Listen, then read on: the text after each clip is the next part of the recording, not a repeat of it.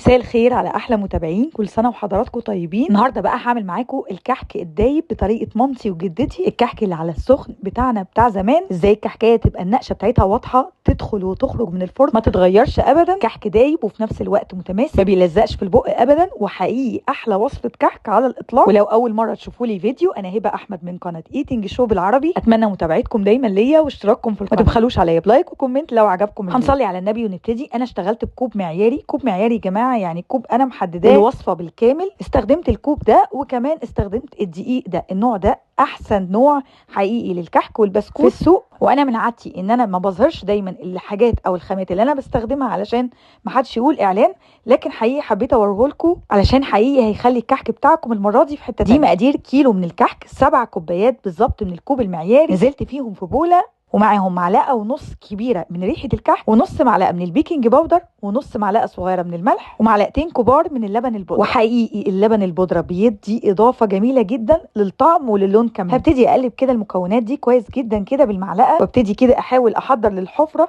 اللي هنطش فيها السمنه المقدوحه بتاعتنا. وبنفس الكوب اللي انا استخدمت بيه، الكوب اللي انا عايرت بيه في الاول، هستخدمه برده في معيار السمنه. كيلو دقيق يا جماعه هياخد معاكم بالظبط كوبايتين من السمنه و4 معالق كبار. انا في الاول نزلت بكوبايتين السمنه ومعلقتين فقط، وخليت المعلقتين التانيين للاضافه في الاخر حسب العجينه بتاعتي. نزلت الكوبايتين وبعد كده اول معلقتين نزلتهم من السمنه الجاموسي. انا هنا عامله ميكس ما بين البقري والجاموسي، والميكس ده بيدي لمسه لطعم الكحك مختلفه جدا. معلقتين كبار من السمسم هنزلهم على السمنه. السمسم اللي هنستخدمه سمسم ابيض. اول ما يبتدي كده يفتح ويقفل في السمنه وبدات السمنه تقدح واحس كده ان ريحته ظهرت مع قدح السمنه، هنبتدي كده نجهز الحفره بتاعتنا ونطش السمنه المقدوحه. ودي احلى بقى فقره في الكحك، بنشم ريحه جميله. بس خدوا بالكم يا جماعه في الوقت ده نكون بعدين ايدينا ووشنا تماما. السمنه بتكون سخنه جدا وبتعمل بخار قوي. هبتدي اقلب في الاول كده كويس قوي قوي بمعلقه خشب لحد ما السمنه تندمج تماما مع الدقيق، والدقيق يبتدي يختفي تماما. نديلهم كده تقليبه محترمه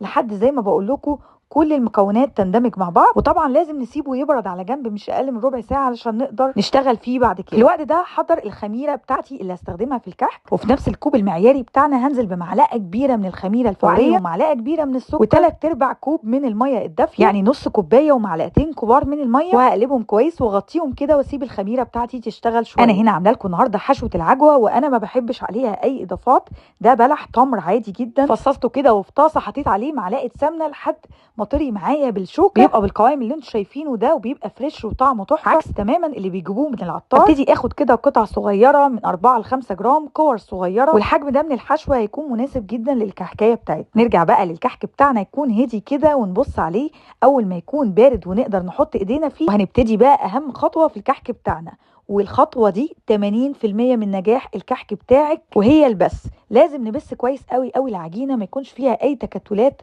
نفضل نبس فيها زي ما انتم شايفين بايدي كده لحد ما لونها بدا يفتح معايا ويتغير، وبقيت احس انه خلاص كده بيبصم في ايدي من كتر نعومتها. زي ما انتم شايفين كده الاول كده بقعد افرك بايدي كويس قوي، وبعدين ما بين كفوفي باخد كل قطعه كده وانعمها، وكمان في الاخر كده بحب اديها بوكس كده بايدي لحد ما اتاكد انها كلها نعمت وبقت بقوام واحد. في الوقت ده اقدر انزل الخميره بتاعتي، اضيف نص كميه الخميره بعد طبعا ما فارت وبدات تشتغل، وهبتدي اعجن وبعد كده هضيف النص التاني. في الوقت ده يا جماعه هتبتدوا تحسوا ان العجينه بدات تبقى قاسيه وتقيله شويه في العجن، وده عشان دخلنا لها نسبه السوائل بتاعتها. في الوقت ده بقى الاختبار بتاع العجينه، ابتدي اخد كوره كده واضغط عليها. لو شققت معايا يبقى كده هي محتاجه سمنة. ممنوع تماما اي سوائل تانية يا جماعه عشان تظبطوها بالسمنه فقط. وهنا انا زودت المعلقتين اللي قلت لحضراتكم عليهم في اول الفيديو، وكده الكيلو بالظبط من الكحك خد معايا كوبايتين معيارين من السمنه و4 معالق كبار. بصوا هنا بقى الجمال، ولا شققت ولا اي حاجه. في الاختبار الاخير هبتدي اغطي كده بقى البوله بتاعي بكيس بلاستيك، واحضر السجات كده والحشوه جنبي وبدون دهن اي مواد دهنيه. هنبتدي اخد كوره كوره كده.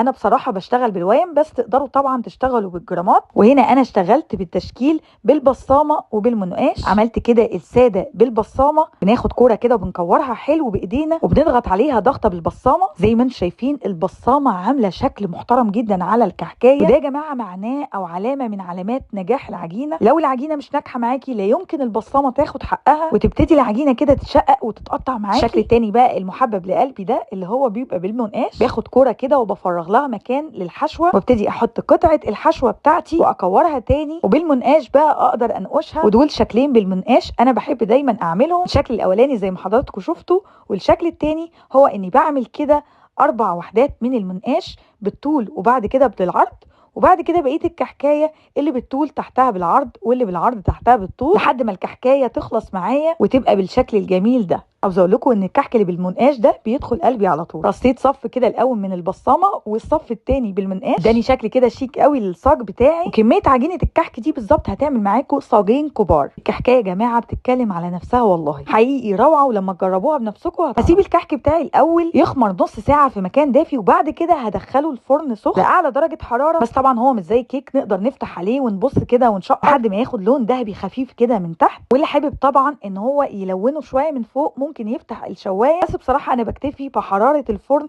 وبخاف من الشوايه بالذات في الكحك. كمان المحلات بيطلعوه بالشكل ده بيكون فاتح كده ولونه جميل ناعم نعومه مش قادره اوصفها لكم. اظن الفيديو واضح ليكم جدا. لازم تستنوه يبرد تماما وبعد كده ترشوا عليه السكر البودر ويكون مطحون كويس منخول. طبعا ضفت عليه السكر البودر بقى كده عشان اقدمه لكم، وفي اي علبه بقى تقدروا تحتفظوا بيه.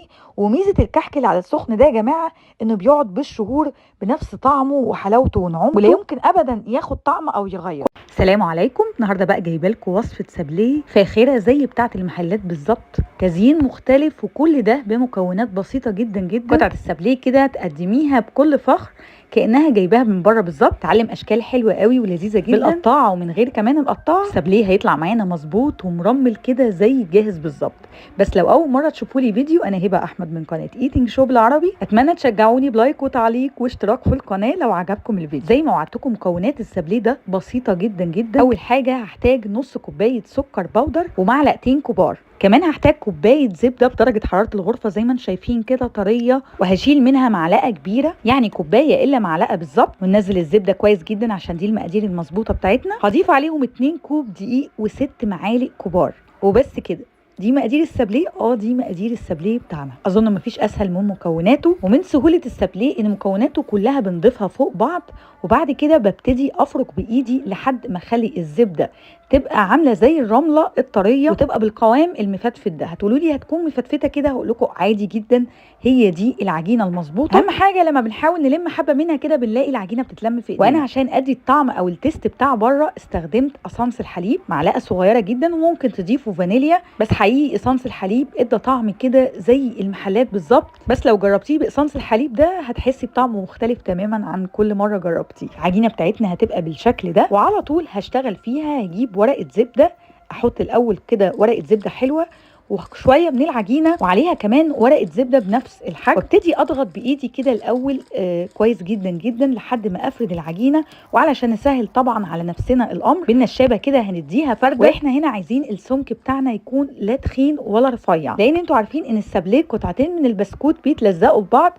فعقبال ما نحط القطعتين محتاجين يكون حجمها كده حلو. انا هوريكم هنا في الفيديو بالظبط حجم قطعه السابليهايه، وانتوا كده بتلموا القطع اللي بتبقى حوالين القطعه اللي انتوا قطعتوها بالقطاعات، تشيلوها متفلفته زي ما هي كده في الطبق اللي انتوا حاطين فيه بقيه عجينه السابليه. وانا هنا بقى استخدمت كل القطاعات اللي موجوده عندي، وحبيت اعمل اشكال. ولادي بيحبوا الشكل اللي هو بالقلب ده فكترت منه. ابتدي احطهم على اي صاج او صينيه بدون دهن تماما. تقلقوش النواعم كلها ما بندهنلهاش ابدا الصواني، لان هي بتكون فيها كميه كويسه جدا وكافيه انها ما تلزقش. زي ما انتم شايفين بقيت اخد قطعه قطعه كده، وما بين ورق الزبده اقطع بالقطاعات، والكميه دي عملت معايا صاجين كبار زي ما انتم شايفين. شكل بقى لطيف، حبيت ان انا اجربه معاكم. ولما بقى حته قطعه مني من العجينه، وهو السابليه البونبون طالع موضه قوي وترند وهو سهل ومفيش ابسط منه. نبتدي نكور كده العجينه 3 كور صغيرين ونلزقهم كده ونضمهم على بعض، ولما بيستووا بيتلزقوا بيبقى شكلهم عامل زي البونبونايه كده. سبت الاول السابليه بتاعي في التلاجة لمده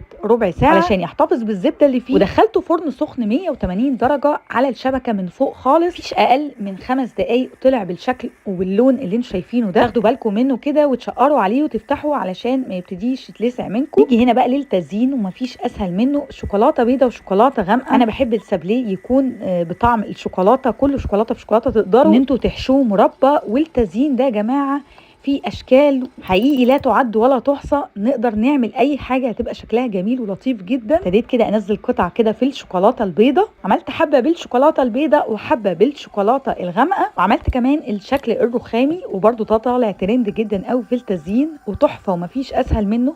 بنيجي عند اي بوله من الشوكولاته او البيضه، انا هنا حطيت على الشوكولاته معلقه كبيره من البيضه، وابتديت ادور كده قطعه السابليه جوه الطبق، بيطلع معايا الشكل بالجمال اللي انتوا شفتوه دلوقتي، كانها بالظبط عامله زي اللوحه كده وشكلها لطيف جدا. ولما كمان الشوكولاته بتمسك شكلها بيبان اكتر. هنا بقى بعد ما خلصنا التزيين والشوكولاته مسكت، حبيت العب كمان شويه في التزيين، وده جليتر ذهبي كنت جايباه صالح للاكل، بيتباع عادي عند مستلزمات الحلوانيين، في اي محل من مستلزمات الحلويات هتلاقوه. فرشه كده صغيره ابتديت اخد نقطه نقطه والون قطعه المكسرات، وحقيقي ادت شكل السابليه فاخر جدا جدا. بعد ما خلصته كده وانا ببص له حسيت كاني شارياه من بره من محل كبير. تقدروا تنفذوا الاشكال دي بمنتهى السهوله في البيت والتزيين الجميل ده. حقيقي وصفه السابليه دي من اولها لاخرها ناجحه ولطيفه وشكلها حلو جدا، لازم تجربوه وتقولوا لي رايكم. وهتلاقوا كمان على القناه فيديو الكحك وفيديو البسكوت، كنت مع بسكوت العيد الهش الاقتصادي، اسهل وصفه بسكوت ممكن تجربوها في البيت وانتوا ضامنين انه هيطلع معاكم مظبوط، طعمه مختلف جدا وبيستحمل كمان السقسقه. جربوه بالطريقه دي هيعجبكم جدا. بس لو اول مره تشوفوا لي فيديو، انا هبه احمد من قناه ايتنج شو بالعربي، اتمنى اشتراككم في القناه ومتابعتكم ليا دايما، ولايك وشير لو عجبكم الفيديو. هنصلي على النبي ونبتدي. اول حاجه انا محتاجه كوبايه وربع من السكر البودر المنخول، كوبايه من السمنه الساقعه تكون درجه حرارتها زي ما انتم شايفين كده متماسكه وطريه في نفس الوقت، ودي مقادير نص كيلو من البسكوت. طبعا تقدروا تضاعفوا الكميه لو حابين تعملوا اكتر. هنزل مقدار السمنه بتاعي كله في الكوب المعياري على السكر، متاكد كده ان احنا مش سايبين ولا فتفوته لان ده المقدار المظبوط بتاعنا. الخطوه دي لازم يكون في مضرب كهربائي، لو مضرب يدوي هياخد وقت ومجهود كبير، فالمضرب الكهربائي هيسهل عليكم الدنيا. هنفضل نضرب فيه كده لحد ما القوام يبقى معانا فاتح وهش وعامل زي الكريم شانتيه تقيل ومتماسك. اول ما القوام يبقى هاشش معايا وبالشكل ده هنزل ببيضه. انا معايا هنا بيضتين بدرجه حراره الغرفه. اول بيضه كده تنزل هضربها لحد ما تختفي، معاها نقطتين كده من الفانيليا السائله، واول ما تختفي هنزل بالبيضه الثانيه. ما نبالغش في الضرب علشان ما نفقدش الهواء اللي هيكون في عجينه البسكوت. اول ما اتاكد كده ان كله اتخفق مع بعضه كويس هطفي المضرب وابتدي كده الم بالسباتولا كل القوام اللي معانا على الحواف ده، لانه برضك من مقدار اللي احنا هنستخدمه. وعلشان بقى ندي البسكوت بتاعنا طعمه مختلف ومميز هحتاج بودره الكاسترد، ممكن نستبدلها بالنشا، بس حقيقي الكاسترد بيدي اضافه جميله جدا للبسكوت. هضيف 3 معالق كبار كده مهرمين ومعلقه كبيره من اللبن البودره ورشه ملح بسيطه وربع معلقه صغيره جدا من البيكنج باودر. ما تبالغوش في البيكنج باودر عشان ما ينفش وحجمه يتضاعف زياده عن اللزوم. اي حاجه بنزلها في الوقت ده بلمها بالسباتولا لحد ما تختفي، تقليب كده متواصل لحد ما كل المكونات تختفي. وبالظبط مقدار البسكوت ده خد معايا 2.5 كوباية من الدقيق المنخول. لو حسيتوا ان العجينه بتلزق سنه ممكن تزودوا ربع كوبايه دقيق كمان، لحد كده ما تحطوا ايديكم تطلع نظيفه مش ملزق فيها البسكوت كده تمام. ودي افضل حاجه تشتغلوا فيها لتشكيل البسكوت. لو بالكيس الحلواني رقمها 3 دي مظبوطه جدا الحقيقه وبتطلع شكل البسكوت حلو جدا. ودي حركه كده انا بعملها علشان اتاكد ان انا حطيتها كويس في الكيس الحلواني، ما تضطرش ان هي تتقطع مني او تخرج عجين من الكيس الحلواني. ببتدي احطها وازقها كويس جدا جدا وازنقها، وبعد كده بعلمها وابتدي اقطع مكان العلامه. ابتدي بقى احط كده كميه من عجينه البسكوت كده، وما نبالغش كده في الاول ونحط الكميه كلها مره واحده، لا ممكن ربعها. ولازم نعمل الحركه دي كويس قوي في كيس الحلواني علشان العجينه تتوزع وما تبقاش ضغطه على البلبله اللي احنا بنرسم بيها الشكل ويطلع مش مظبوط او الكيس يتعرض للقطع او اي مشاكل. ببتدي افرد العجينه كده بايدي واضغط عليها وانعمها كويس قوي في الكيس، وبعد كده ببتدي اضغط كده من فوق وابتدي ارفع ايدي واقطع. طبعا تقدروا تعملوا اي مقاس انتوا حابينه لشكل البسكوت بتاع حضراتكم، وما تقلقوش كل الفتفته اللي بتبقى في العجينه كده من الاطراف هوري حضراتكم دلوقتي انا عملت ايه علشان اسويها واخلي شكل البسكوت متساوي. ولو في عجينه بسكوته كده مش متظبطه معاكم تقدروا تشيلوها وتحطوها في الكيس تاني. الموضوع سهل وبسيط جدا بالكيس الحلواني. وهنا بقى حبيت اعمل شويه كده الشكل الترند الجديد الزجزاج. بمسك بقى الاسباتولا كده وكل الاطراف دي بسويها زي ما قلت لحضراتكم، بمشي واحده واحده كده اسويها من اطرافها، بترجع شكل البسكوته كده مستقيم ومتساوي. العجينه عشان بتكون طريه فبتكون سهله معانا ان احنا نلمها كده من اطرافها. بسكوت في الفرن لازم يكون درجه حراره عاليه جدا، ما بياخدش وقت كتير، يعني اقل من 10 دقايق بيكون مستوي. لازم تكونوا واقفين كده على الفرن وانتوا بتسووا البسكوت بالذات. طلع معانا بالشكل واللون الجميل ده، وبودره الكاسترد اللي انا قلت لكم عليها في اول الفيديو هي اللي مدياه اللون الاصفر التحفه ده، كمان مغيره في طعمه كده ومدياله لمسه حلوه قوي. من وصفات البسكوت السهله جدا والبسيطه والسريعه، تقدروا تغيروا في المقادير زي ما قلت لكم، بدل السمنه ممكن زبده، بس نلتزم بالمقدار اللي هنستخدمه. بسكوته هشه جدا ومقرمشه وبتتفتفت كده، صراحه من احلى انواع البسكوت اللي انا جربتها في البيت. جربوها، مستنيه رايكم في التعليقات، وما تنسوش لايك وشير للحبايب عشان فيديو النهارده بقى برعايه روايح الزمن الجميل. لما كانت بتتخبز في البيت كنا بنشم ريحه حلوه قوي، وكنا بنستنى انها تخلص، وطول عمرها وصفه اساسيه جنب كوبايه الشاي. النهارده بقى هعمل معاكم قراقيش الصاج الواحد او كعك الصاج بنفس وطعم وريحه القراقيش بتاعتنا العاديه، بس بدون تعب ومراحل خبز بقى وتقطيع. وصفه عبقريه بصراحه، وانا حبيت ان انا اعتمدها واقول لكم عليها. بس لو اول مره تشوفوا لي فيديو، انا هبه احمد من قناه ايتنج شو بالعربي. اتمنى متابعتكم واشتراككم في القناه، وتعالوا بقى نصلي على النبي ونبتدي. انا محتاجه دقيق يكون صالح لجميع الاغراض، دقيق بتاع مخبوزات، بتكون طبعا نتيجته افضل. كل المكونات اللي هنستخدمها في وصفتنا هسيبها لكم تاني في الوصف. هحتاج بالظبط نص كيلو، بما يعادل 4 كوبايات كده من الكوب المعياري. وطبعا مش محتاجه اقول لكم ان الكوب المعياري اللي بنستخدمه هو اللي بنفضل نكمل فيه بقيه الوصفه. هنزل عليهم بنص معلقه ملح ومعلقتين كده كبار من السمسم المحمص. كمان هنزل بمعلقتين لبن بودره اللي هو اللبن النيوزيلندي، طبعا هو اختياري مش اجباري في الوصفه، لكن بحب اعتمده عامه في المخبوزات بتاعتي، بيدي نكهه حلوه جدا وبيعزز الطعم. كمان هنزل بمعلقتين من اليانسون برضو المحمص. يا ريت اليانسون يا جماعه ما نطحنهوش لانه بيغير من لون العجينه. كمان هنزل بنص معلقه من البيكنج باودر.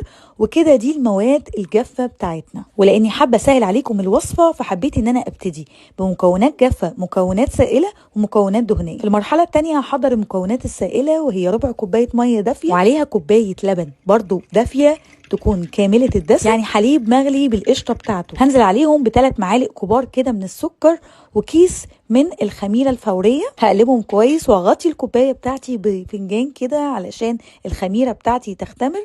بعد 5 دقايق بالظبط لقيت الخميره فارت واختمرت، هبتدي اشتغل في العجان. هنزل بقى بكل المكونات بتاعتي، المواد الجافه والمواد السائله وكمان المواد الدهنيه. والمواد الدهنيه هنا عندنا كوبايه سمنه، وطبعا الافضل ان هي تكون سمنه بلدي كده لان بتدي ريحه جميله.